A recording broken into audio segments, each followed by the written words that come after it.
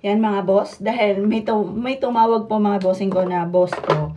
Share ko daw po mga bossing ko dahil bukod sa pagpayat ko, mas bagay daw sa akin.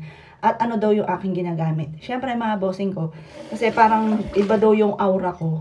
Parang ang layo daw ng depresya noon at ngayon mga bossing. Pero syempre mga bossing ko, gaya na nabanggit ko nga sa inyo, itong ating Joelyn Beauty product mga bossing. Yan po siya, Joelyn Beauty product.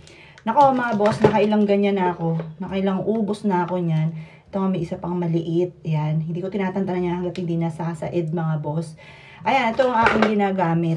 Hindi kasi ako, nakalipas na araw, hindi ako kaagad na nakapag-video mga boss. Hindi ko ginagawa mga boss. Ito pa mga bossing ko, yung beauty product ng aking anak na si Joelyn. Tinutuloy-tuloy ko lang.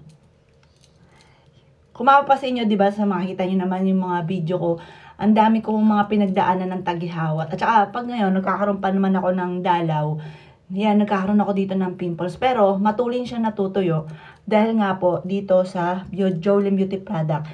Ito yung nakawalan ng tagihawat ko, kaya parang sobrang masayang-masaya ako, pati si Joelyn. Ang dami rin tagihawat noon dati, mga bossing. Ito po yung nakaalis.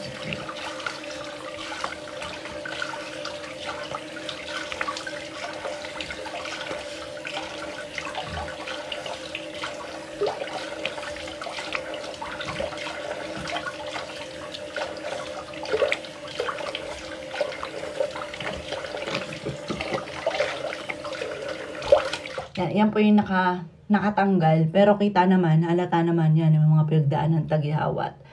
Yan yung nakatanggal. Tapos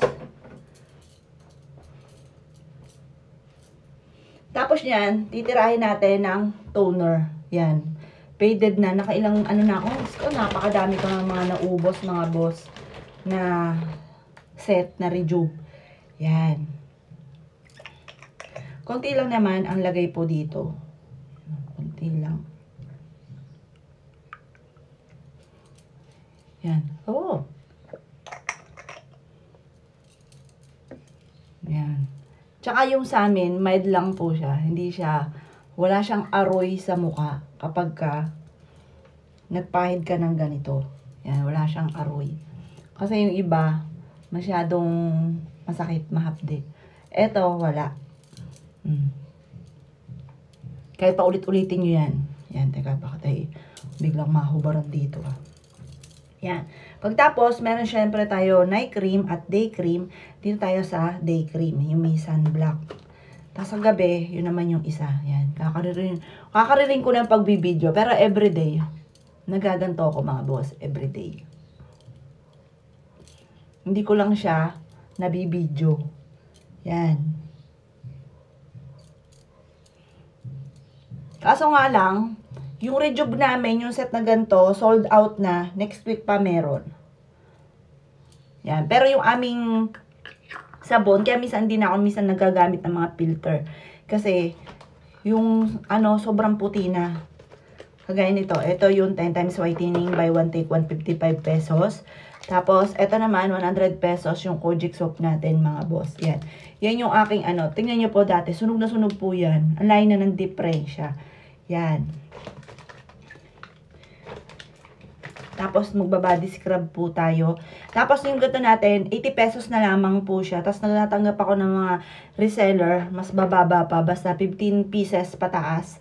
Tapos, ito, 200 pesos. Basta, mag-message lang po kayo sa akin. Tapos, ito, mga bestseller din po natin. Yan, sunscreen protection. Para safe tayo, hindi tayo magkaroon ng pekas. Tapos, ito, yung ating retinol para sa mga wrinkles, para pag ngiti natin at nagkakaedad na tayo. Tapos, ito naman yung pantanggal ng mga peklat-peklat. Yan, sa binti. Sobrang naglight na sa akin kasi parang uling na, putik na yung kulay niya. Sobrang itim. Dahil nga po, nagkaroon nga ako mga boss ng, di ba may diabetes. Ngayon, so sobrang taas ng sugar ko. Ayun siya. Nagkaroon siya ng sugat. Tapos, hindi ako nagpapa-check up. Almost, parang 3 months or 4 months. Tiniis ko siya, parang abot na hanggang buto.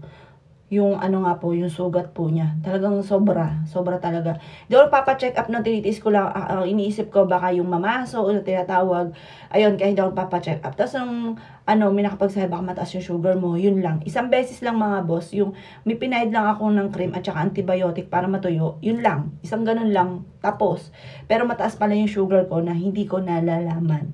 Ayan, kaya ito pa mga boss, avail na po kayo ng ating Jovlin Cutis Gatas. Meron tayong yellow basket po dyan.